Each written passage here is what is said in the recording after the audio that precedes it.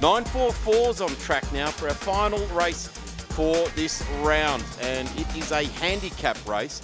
I've got Matt Dunlop right next to me here. Matt, a handicap race, something we see at club level racing quite a lot. Shannons Nationals, not so often. Give us a rundown of the ins and outs of pits and what's been going on, retirements, and how the handicap's going to work. Yeah, so it's not something you see too often. Let's have a look at this handicap grid that we've got at the moment. So, starting on the front row will be John Vanoris and Jimmy Mitchell, who is sort of a reverse grid handicap system we've got here. They'll take off first, and then 25 seconds later, we'll see Tony Andrzejewski and Peter James follow them up the road.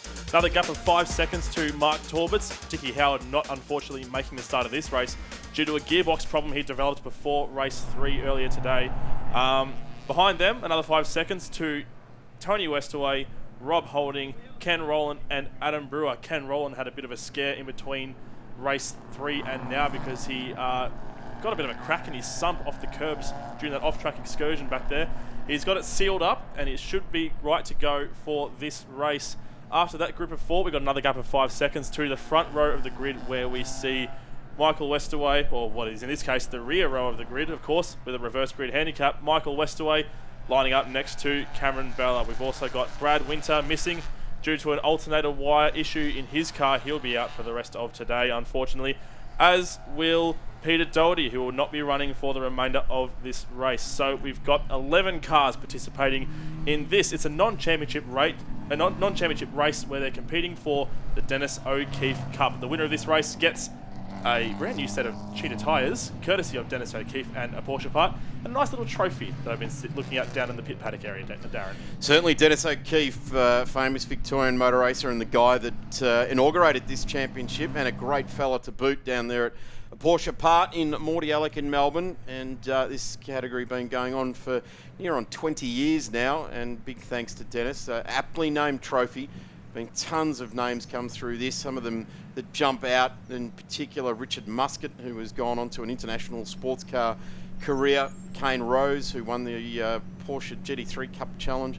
Many drivers have come through this category, and now it is officially recognised as a junior development category for Porsche Cars Australia as well. So that is a massive credit to this particular category of cars as we get set to go. Wow, how interesting is it to see front row of the grid without Cameron Bella on it?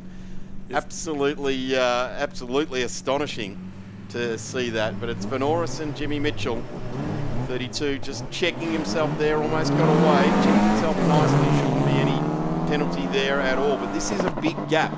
These front two are going to get away, and going to be, I would suggest, the best part of half a lap around before the final part of the field is released. I think so. These two drivers, Jimmy Mitchell in the number 46 white Martini liveried car, ahead of John Vanoris in that purple number 32, had a great scrap towards the end of race 3 actually at the back of the field. So these guys have a lot of fun on these Porsche 944s, as we now see Peter James getting a good start off Tony Andrzejewski there as they depart the grid and make their way around. Peter James racing in a car that's made up half as the chassis of his spare car with most of the good bits of his main car, as we see next to Tony Westaway, one of the stars of last race, finished third, next to Rob Holding, who finished second in race 1 of this weekend. So a bit of talent here, of course, with Adam Brewer as well in third there, and now we see Cameron Bella getting a massive launch off the back of the grid there with Michael Westaway following him around. So everybody's underway now, and as we look at Rob Holding going through turn number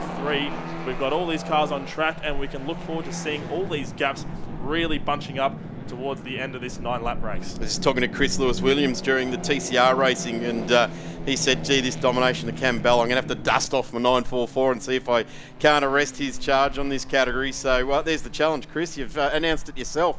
Get out there. We'll see you at the next round of the State Series, I guess. Of course, Chris, the big wig around town here at the Winton Motor Raceway, and a regular on the grid with the Porsche 944s. Missing here this weekend, but certainly be great to see Chris Lewis-Williams back at the wheel.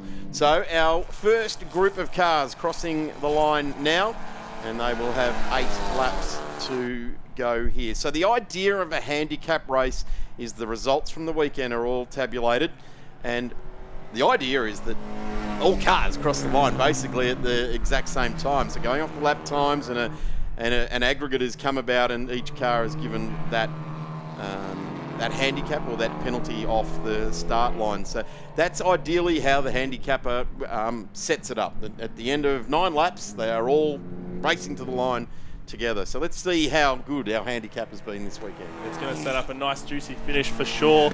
Going to be some very daring moves into turns 11 and 12 on the last lap of the race, I believe, as we see Petter James and Tony Andrzejewski with Mark Torberts already all over the back of those guys. So Mark Torberts has really made his mark on this, made up that 5-second deficit very rapidly. So he's now all over the back of Tony Andrzejewski, and we look at Jimmy Mitchell and John Venora still in first and second at the moment with no other cars behind them in vision just yet. I'm going to go early on this, Matt. I'm going to say it'll be to the line between Mark Torberts and Rob Holding. Yeah, that's a pretty good prediction. I reckon that's going to be the run to the line. I think Cameron Bella's going to be not very far off at all. He's not too far off. He's already pulled a bit of a gap on Michael Westaway, I can see there. But he is going to be a pretty good shot because he's been putting in astronomically good lap times over the course of this weekend. So we see Mark Torberts now having a look around the outside of Tony Andrzejewski. Not a huge amount he can really get done there. And we see Rob Holding, Tony Westaway, Ken Rowland, who had that sump issue that should now be repaired, and Adam Brewer, who unfortunately had those spins in the race 3, recovered to finish second in round overall, so great job from him. And now Mark Torberts is challenging Tony Andrzejewski on the back straight down into turn 11. He's having a look. He's a little bit far back, but can he get something done?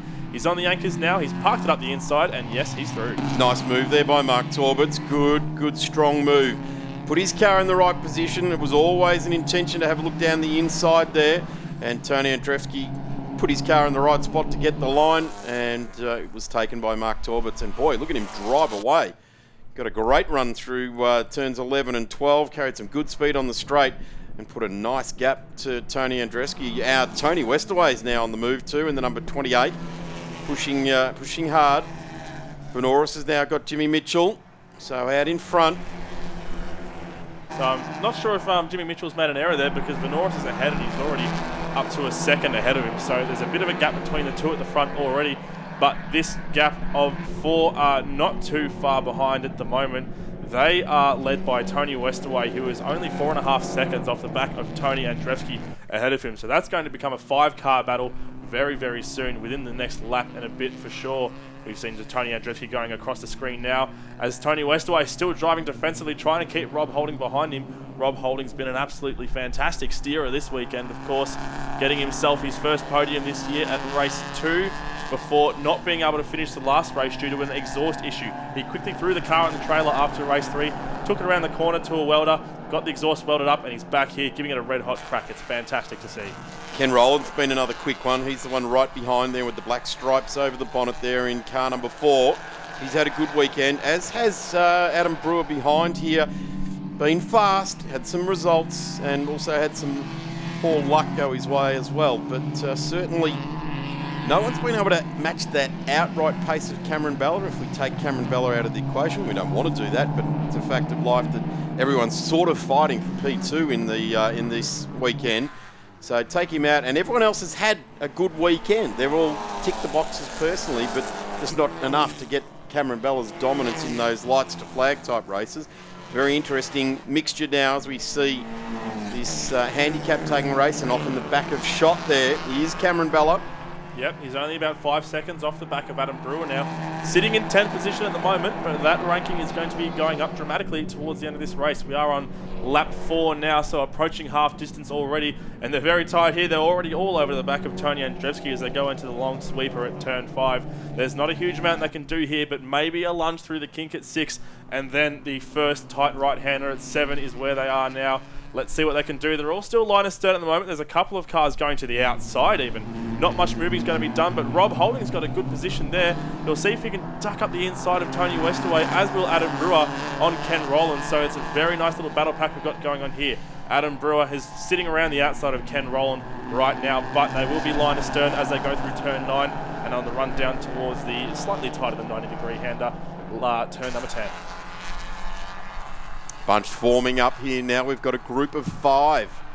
And Cameron Bella's coming onto the back. This is going to be the next test for Cameron Bella. He hasn't had to deal with traffic as we see someone going to the dirt. The road, I believe that was. So he's involuntarily, I'd say, withdrawn himself from this battle pack as Ken Rowland makes a real battle of it, gets up the inside of Adam Brewer, makes that move stick, and that's a little bit nicer than the attempt I saw Ken Rowland make in race 3, of course, which resulted in Adam Brewer spinning out. I got a feeling that these two are going to make it hard for Cameron Bella. They've got their own scrap going on here. Cameron Bella's going to range up on them, and I think he's going to find it hard to get through because these two aren't going to want to see that Aqua 944 coming through. They're going to want to hold him up. Well, because they've got their own battle going on. He's already ahead of Tony Andrzejewski, so he's just a couple of seconds off the back of Adam Brewer now. So this is going to be a battle that gets started a lot quicker than we thought it was going to. So great little scrap we've got going on here, and it's going to be fantastic by the time we get to the line. Of course, the only determining factor in who's going to be successful in a race like this is driver ability. We've touched on quite a bit over the weekend the fact that all these cars are completely even in terms of performance. They're all producing about 120 kilowatts at the rear wheels from that. Oh, that was a little bit of a lose from Adam Brewer there. We didn't catch the end of that. His car's still pointing in the right direction though, and Mark Torbitz is now all over the back of Peter James, and Jimmy Mitchell is dropped now back to 4th position. So Mark Torbitz is up to 3rd, right on the bumper of Peter James, and he's looking to get past him again into turn 10. Nothing doing here. A lock up there for Jimmy Mitchell in back of shot there as well. Going backwards now. So this is where the handicap starts to come into it. You'd expect the number 3 to start moving on through on Peter James. Although Peter James driving very nicely. A experienced campaigner in 944s. Been around for some time. And PKJ rural fencing outfit.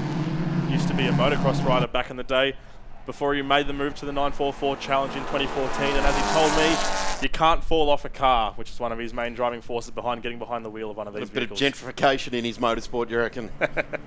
I'd say so. Now we've got a very tight battle pack here. Oh, Mark Torbitz is going to go for a double pass, I reckon, here. He's going for the lead. He's having a look. No, he can't do much here. He can get past John Norris, though, mind you. And now he's just got Peter James in his sights in that PKJ Rural Fencing 944. They all start to bunch up. The battle pack started a long way out.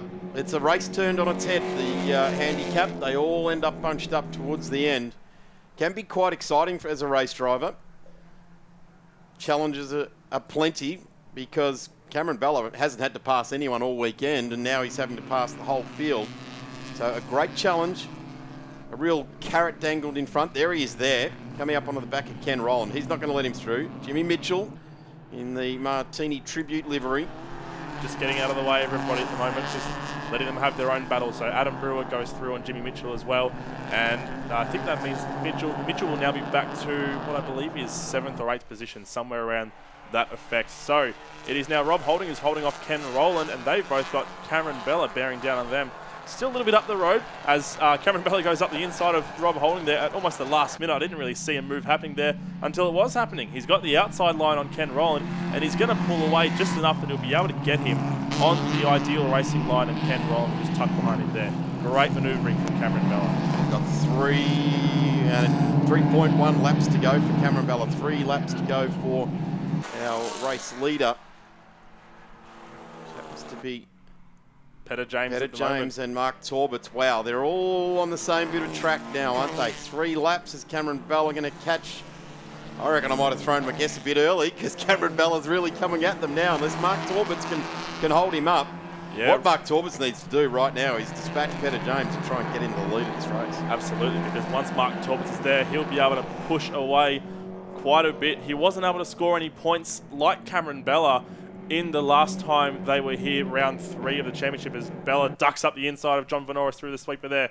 Peter James still stays ahead of Mark Torbitz at the moment, not driving a particularly defensive race up there either, just sort of inviting Mark Torbitz to come and make the move on him if he dares. Ken Rowland is having a look up the inside of John Vanoris as well, and there's a lot of traffic there. Cameron Bella's got nowhere to go, so he's stuck behind that number 32 purple Porsche. What could be a cruel twist of fate here for Mark Torbitz is that 12 months ago in the handicap race, he was second to Peter Dowdy. May he be second to Cameron Bella in this race? Who knows the way things are playing out now. Bella's certainly charging back through the field, making short work of just about everyone. Not too far before the end of the race, so if he does get a move done on Mark Torbitz at the end, it'll be a grand one indeed. He's still sitting behind that number 34 as he ducks a couple of wheels in the dirt there. Scrubs off a bit of speed. It's the number 31, my apologies, that he's sitting behind. So, I tell you what, is that the first mistake for Bella all weekend right there? I think it is. I haven't really seen him put a foot wrong all weekend until that point. So maybe the pressure of having that handicap format on him is getting to him a little bit, but he's still pressing on regardless. Still ticking off the good lap times whilst getting through the traffic too here. So that's part of the battle. That's part of it. He's trying not to lose time. There's Mark Torbert's going past the Shannons Nationals camera mounted at turn 2, the exit at turn 2 there. Still trying to struggle to get past Peter James there. So Peter James is driving a really good race in this car of his. As I was saying earlier, he had an accident last time out at Sandown Raceway at turn 6 before they put the runoff in, which is now all paved over and tarmac. That was finished off the other week. But he slapped that tyre belt there and had to move most of his working parts into his spare chassis, which he's not a big fan of. It's a left-hand drive chassis instead of a right-hand drive, as Mark Torberts has a look up the inside, gets the front wheel next to Peter James's rear right, but there's not much he can do here. He's going around the outside of turn 8 trying to get past, but there's not much he can get done.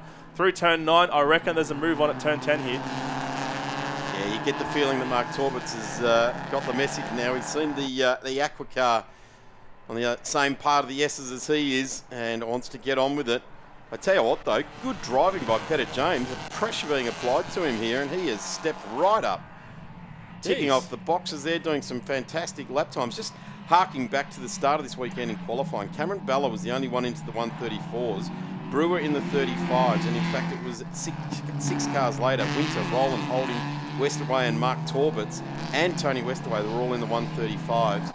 They're all running at around 136, 135. Westerway at the moment in the 135s, Holding and Roland as well. Cameron Bella's got a lap record. That's completely flown past us as well. He's gone a 1 minute 33.955, which is 3/10 faster than the existing race lap record, which was set in 2017 by Vince Mizuraka. So great lap from Cameron Bella, and he's really managing to charge ahead. Somehow he can set a lap record even amongst all the traffic of this handicap format. So remember I said earlier today, one of the hardest things is leading a lonely race out in front because you can lose concentration. There's no carrot dangled in front of you. And at the moment, Cameron Bella is responding to the carrot being dangled right in front of him in royal fashion. I get the feeling that this is going to be 1 and 2 on the podium. I'm not sure who's going to be 1 and who's going to be 2 unless they cut each other off between here and the finish of the race. They plunge down into the cleavage for the last time here at round 5 of the Shannons Nationals. There's the move. There it is. Mark Torberts, 2 wheels up onto the ripple strip. Doesn't get the run onto the old back straight like he should have. There's a car's gap between them as they run down to turn 10. He switches over. The smart play is going to be here is to be on the inside of turn 11 to try and force him out. Look who's looming behind them. It's Tony Westerway looking to pick up the pieces if something goes wrong. Touch wood that it doesn't. These gentlemen don't need any more broken front bumpers or anything like that to end this race. But there's only 2 corners left. Peter James is still holding up ahead. Mark Torberts is right on his bumper in third. In second rather. He's going to take a late apex. No, he's going to sit behind. He's going to see if he can use that draft to get past him at the finish line. He's glued to the back of him right now, but there's nothing he can do. Peter James wins the Dennis O'Keefe Cup here at Winton Motor Raceway, and he'll be very happy with that. Mark Torberts finishes in second position with Tony Westerway rounding out the podium once again. He finished third in race 3 of the round as well, and he's continued that form as well into the Dennis O'Keefe Cup. Ken Rowland has finished this race in 4th position ahead of Cameron Bella, who was only able to manage 5th. Fantastic result there for Peter James. He'll be very proud to hold the Dennis O'Keefe Cup above his head at the end of this weekend's racing. Great drive for Mark Torberts there as well. Those guys should be pretty proud of themselves. There it is, PKJ Rural Fencing, the 2019 Dennis O'Keefe Cup winner, Peter James. Mark Torberts home second for Zantec. Tony Westerway in the West Bomb management car. Ken Rowland, Cameron Bella ultimately home in 5th but takes the round. Adam Brewer, Robert Holding, Michael Westerway, John Venoris and Tony Andrzejewski. Matt Dunlop, thanks for all of your expert comments here this weekend with 944s.